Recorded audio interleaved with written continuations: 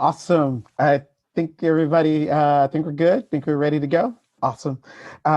So, friends, my name is Derrick Scott III, and I am a campus minister in Jacksonville, St. Augustine.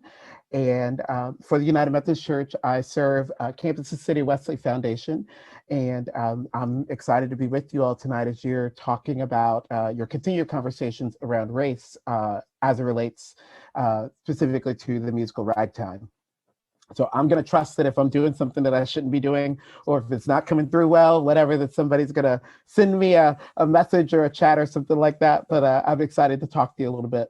I actually had the chance to see Ragtime this is many years ago now. I was in high school. We went on a trip to New York, and I got the opportunity to see Ragtime on Broadway, and it was incredible. It was an incredible experience. I grew up as a theater person. Pastor Emily actually knows this. We went to high school together. I think some of you know that. And I was in musicals, and so again, we go to New York, and we go to Broadway. It's just the theater kids dream. And so I'm watching Ragtime, and I really didn't have like a lot of expectations about it at first. No one really told me what it was about.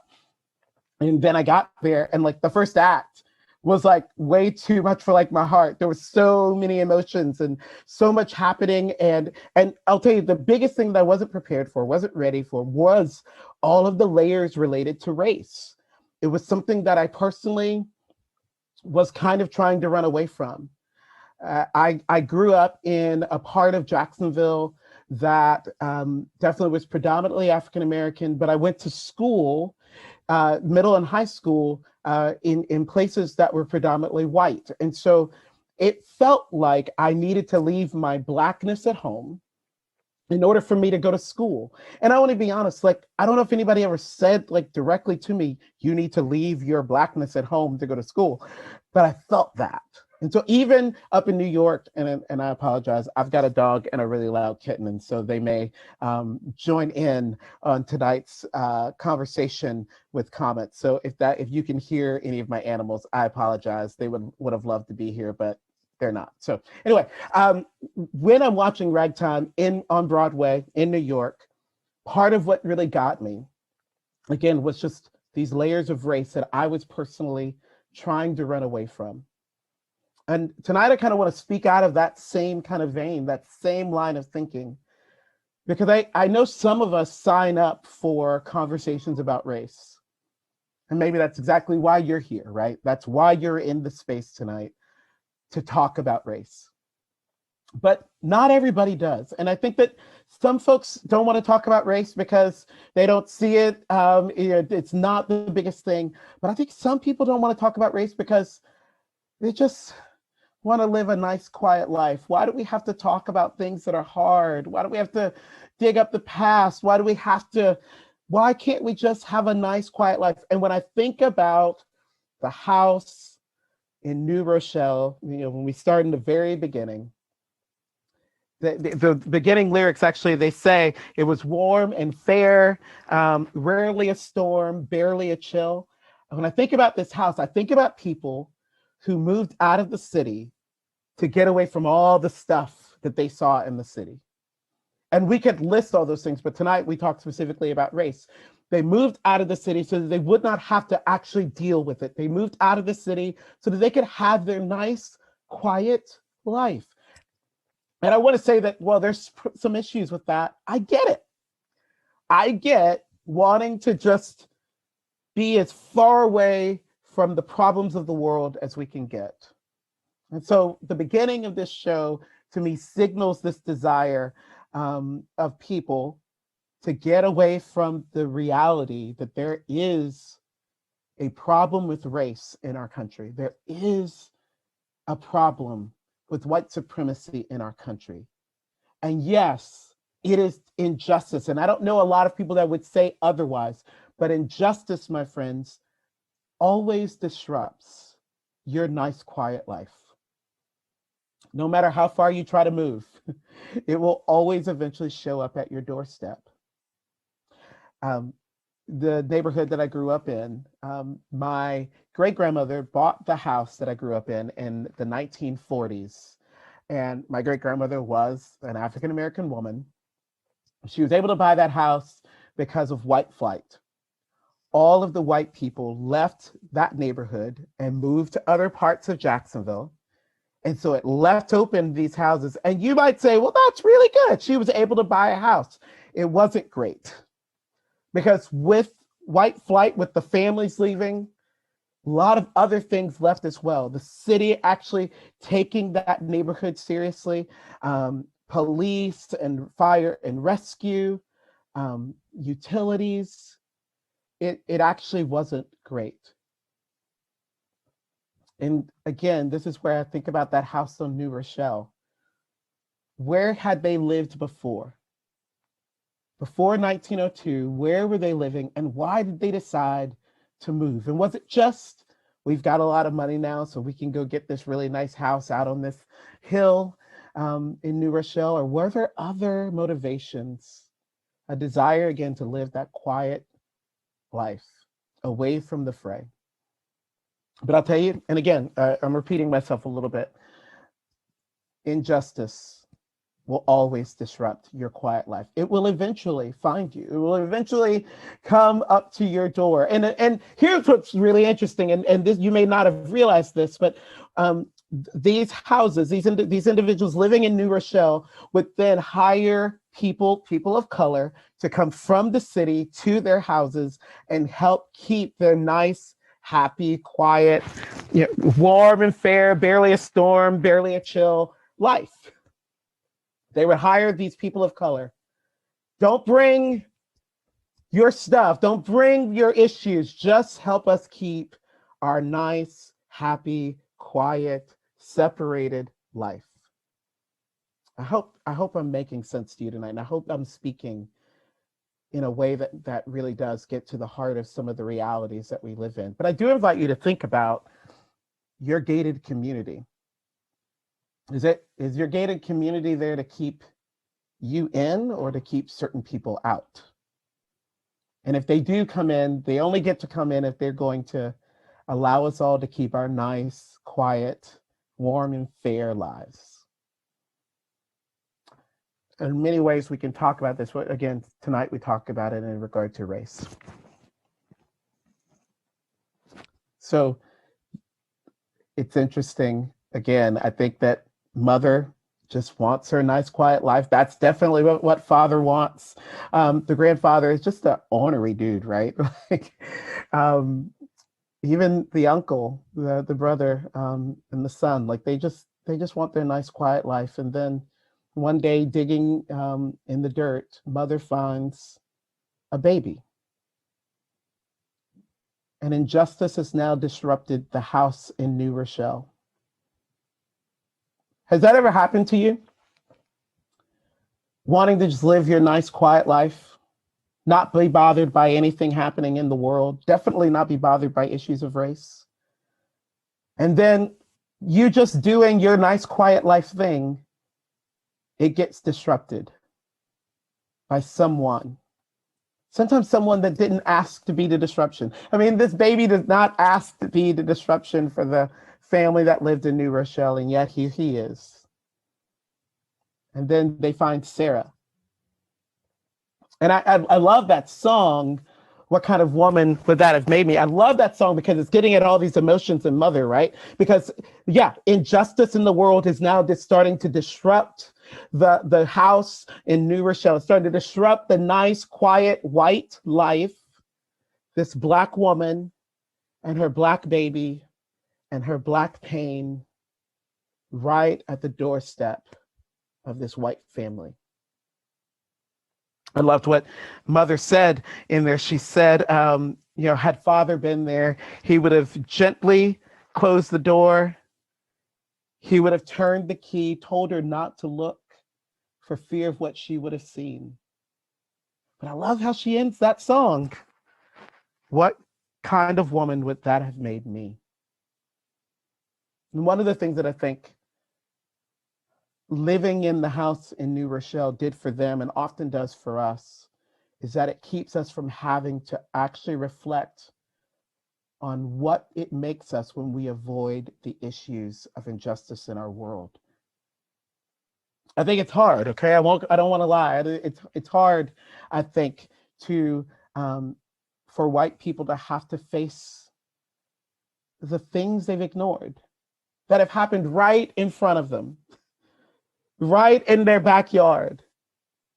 There are these pictures of back from the 1950s and 1960s, even earlier, of these whole families, whole white families, smiling and having sort of this good time watching something, and then you realize that what they're watching are people being lynched.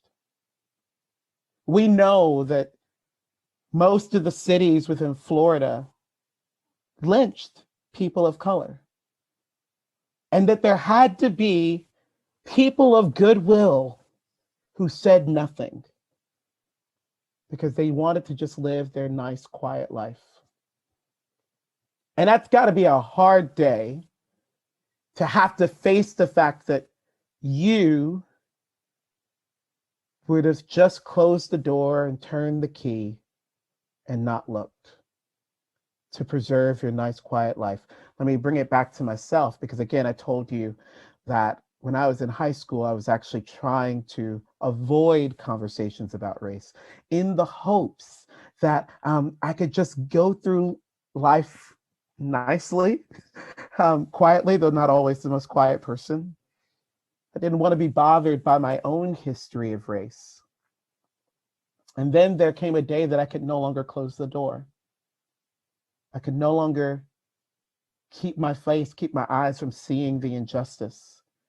The injustice of the world, specifically as it relates to race, was beginning to disrupt my own life. And one of the questions I asked, and I still ask, is who was I when I was avoiding these conversations? I'll be honest, it's one of the things that I hold, that for so long I avoided conversations that I could have engaged, spaces that I could have at least brought the conversation to the table. I love this part of the story where mother decides to take in Sarah and take in this baby. And I think that they're for genuine reasons, right? I think that mother wants to fix this, wants to fix the situation that brought Sarah to this point. Mother wants to fix the situation, the life that this baby might have lived, the thought that Sarah was going to have to go to the charity ward and was going to be put on trial and found guilty, that the fact that this child would grow up without their mother, like all of mother's realizing this. She's like, we can fix this. We can get engaged. And so she brings Sarah and the baby into her own house, she's welcoming the disruption. She's welcoming the disruption and she's getting engaged. But the thing that I think maybe it's hard for mother as she begins, and I think you watch this as her character develops across the rest of the show, simply bringing Sarah into her house doesn't fix the injustice.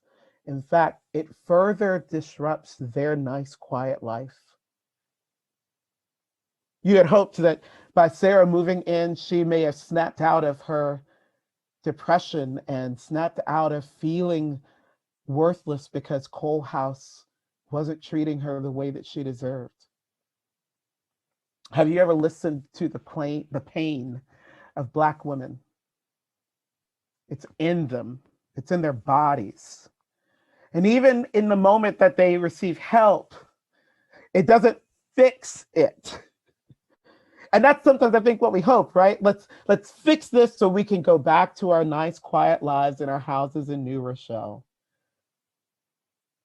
It doesn't fix it. In fact, what it does is it brings all of Sarah's life into the house. It brings this baby, which, you know, there's something to be said about a new baby in the house. I'm a happily single man and I don't have any kids, so I don't know anything about it. But I'll tell you what, there's a moment that babies lose their niceness, lose their quietness, right? I can't imagine what kind of disruption baby Cole House gave to their house, brought to their house. Eventually, Cole House comes looking for Sarah, right? And it shouldn't that be the best part, right? The family reunites. But with Cole House comes all of Cole House's dreams, big, audacious dreams that he has as an American who's also a Black man, who's also a musician. All of that comes into the house. And all of Colehouse's anger when his car is vandalized, when he can't get the justice that he knows he deserves, all that comes back into the house. It further disrupts this nice, quiet life. And even his pride that is probably a rough edge that needs to be dealt with because he's a human, not simply because he's a man or because he's a Black man or because he's a victim of oppression, but because all of us have these rough edges, right, that we bring with us. And even on our best day, some of us are the most prideful of human beings. And so, yeah, that comes too with him. And it just continues the injustice that he and Sarah live, that they don't want their baby to have to live through, and that for too long the family has tried to avoid. They bring it all with them. It further disrupts their life. I'm hoping that I'm not spoiling anything. Oh my gosh. I hope Emily send me a text if I need to like stop. The story continues. Eventually, and this is where I won't spoil it too much, but this story just completely disrupts and unravels the family. The house in New Rochelle is never the same because injustice came to their front door. But this is why I love that song, New Music. It's one of my favorite songs. It's actually a song that's in one of my playlists that I use regularly just to like unwind and not think about my ministry job. I should tell you that in addition to campus ministry, I've been doing campus ministry for 18 years, but I've also worked at a craft brewery for the last 7 years. And so that's like this other side of my life of working in this incredible place with incredible people. But here's what's really interesting about the craft brewery that I work in. It is 5-minute walk from the neighborhood that the house I grew up in, used to be. That house was actually torn down by the city, eminent domain, because they wanted to put a parking lot there. And it was an injustice. And it was an injustice that I thought I'd forget about. And then the brewery that I worked for a couple of years ago moved locations right in the middle of downtown Jacksonville, literally 5-minute walk from where I grew up. And every time I go into work, I'm confronted with the fact that all of the spaces that I'm driving by are so real for me. I drive by the part of the part where I used to the area where I used to pick up the bus early in the morning. I drive by the space where the fair is, and I used to go to Midnight Madness. And I used to walk from my house just to Midnight Madness at 2 a.m. And some people say this part of town is so dangerous, and I'm like, you never lived there. It's not dangerous. I'll tell you where the dangerous parts of Jacksonville are. It's not this part. I'm regularly confronted with the injustice of a system bent on progress at the cost of people of color's livelihood. Literally, the house my great-grandmother bought in 1940 was torn down so it could be a grass parking lot. It's this injustice. That was a tangent. I was talking about New Music.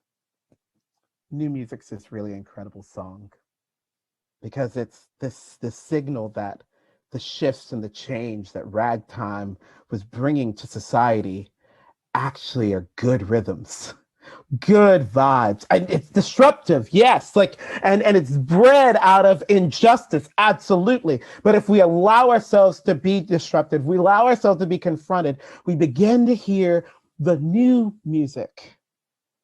I love the last line of that song. This new music, it's breaking my heart, poking the door, changing the world. New music. I hear it forevermore. I come tonight asking if you hear the new music that is caused by the disruption of injustice. That even if you've been trying to run away from it, here it is, right at your front door. If you're willing to see it, willing to hear it, willing to engage it, it's right there.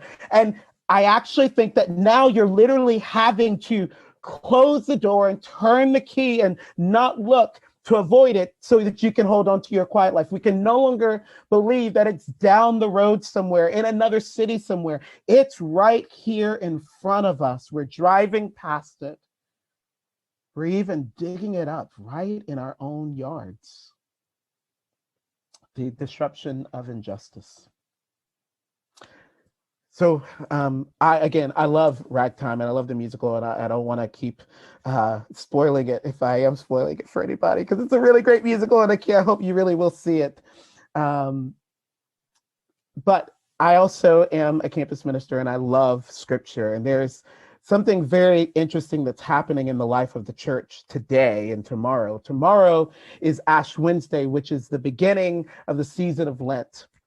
At the beginning of the season of Lent, Lent is a season of deep reflection, deep introspection, where we ask these questions about our lives and how we're living. We ask questions about maybe we're taking in too much and we need to fast. Maybe we're not doing enough to keep our eyes open to our own lives and our own frailty. If you go to an Ash Wednesday service tomorrow, you will hear a pastor say to you, "You are dust." It's a reminder that we are fragile, that we are needy, that we are fallen, that we make mistakes, that we don't do things right. And we need to say that out loud at least once a year, that sometimes we are dust. Sometimes we even have to acknowledge that the world we come from is full of dust, full of depravity, full of fallenness. And I think it doesn't take you too long to think about the world we live in. And it's no shock that there is so much injustice in the world, because look at it.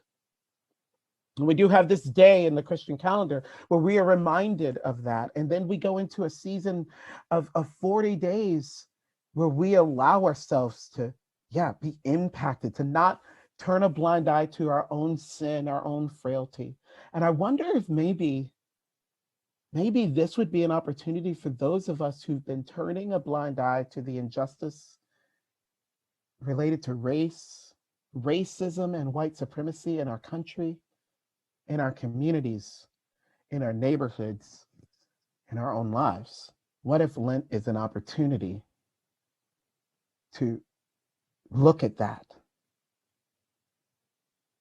to invite it to disrupt us, to disrupt our opinions of ourselves and the opinions of our churches, the opinions of our communities, to take a really hard look and ask the question, I know I'm not racist, but am I anti-racist? I don't think I'm a white supremacist, but do I think that the ways of the world that we've adopted from a Western European perspective are really the best? Or am I not open to the thought that maybe there are other ways of doing things, other valid and faithful ways of doing things? Am I willing to open my eyes and open myself up to that kind of disruption? I want to read just a little bit of scripture, and I won't be too much longer, friends. And I hope that the things I'm saying, yes, are challenging, but also helpful. I want to read from Isaiah 58. This is a classic text related to Ash Wednesday in the season of Lent. Hear the words of the prophet tonight. Shout loudly. Don't hold back. Raise your voice like a trumpet. This is that disruption. And it's a disruption meant to point us in the areas of the injustice. That's what's happening in this text, and I think that's the meaning that it brings to us as well. It goes on to say, verse 3, why do we fast and you don't see? Why afflict ourselves and you don't notice? This is the question that they're asking God.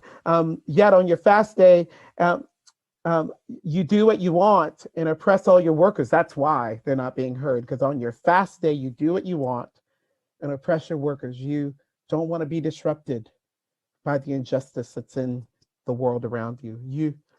You quarrel and you brawl, and then you fast. You hit each other violently with your fist. You shouldn't fast as you are doing today if you want to make your voice heard on high. And it goes on to say, this is the heart of it. Is this the kind of fast I choose?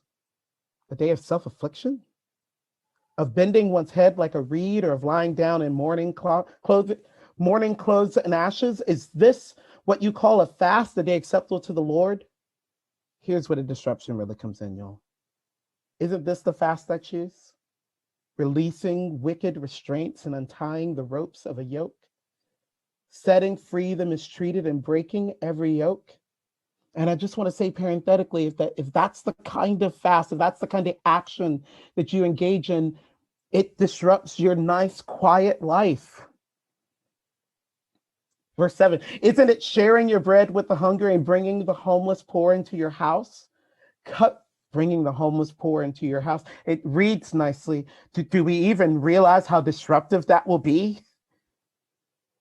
Covering the naked when you see them and not hiding from your own family. It says, then your light will break out like the dawn, and you will be healed quickly.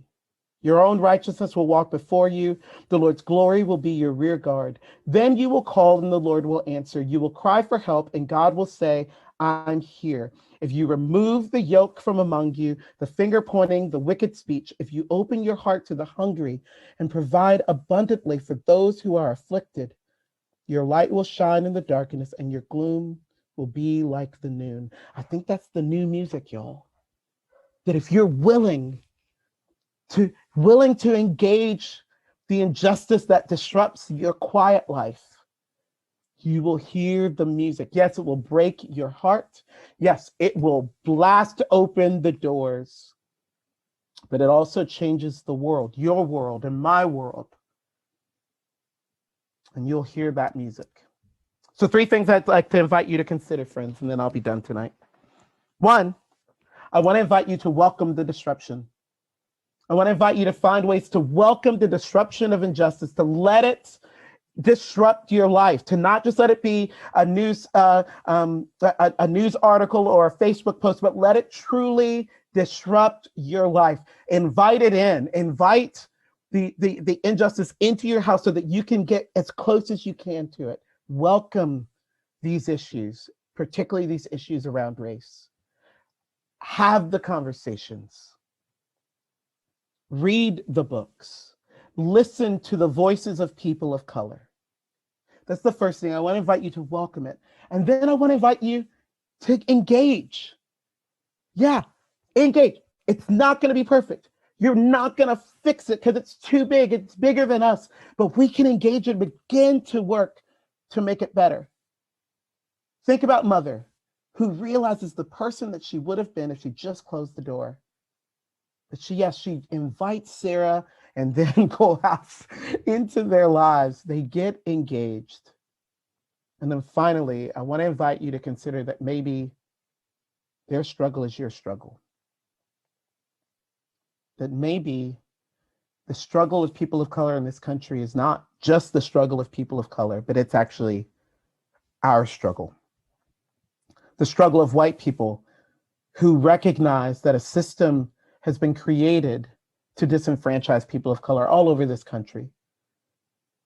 That the struggle for equality and equity is a struggle that we should all get engaged with, and we should all consider it a part of our own struggle in this country.